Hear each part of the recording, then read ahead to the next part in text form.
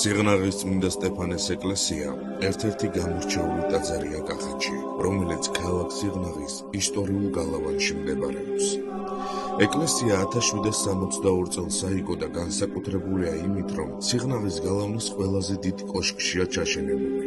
ამ კოშკს მეფის ან ქიზიყის ბურჯს უწოდებენ და იგი ქალაქის თავდაცვითი სისტემის მნიშვნელოვანი ნაწილი იყო. წმინდა სტეფანეს ეკლესია დარბაზული ტიპის ნაგებობაა. მისი ფასადები გაფორმებულია აგურის რამდენიმე საფეხურიანი ლავანგარდით, ხოლო ტაძარს სამრეკლო კარიბჭე ამშვენებს.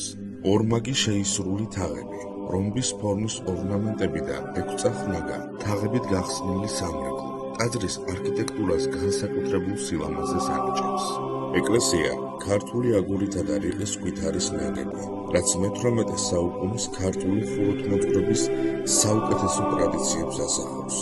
დღეს წმინდა სტეფანეს ეკლესია სიღნაღის ერთ-ერთი მთავარი სიწმინდე და ღირსშესანიშნაობაა, რომელიც ყოველწლიურად უამრავ მომლოცველსა და ტურისტს იზიდავს.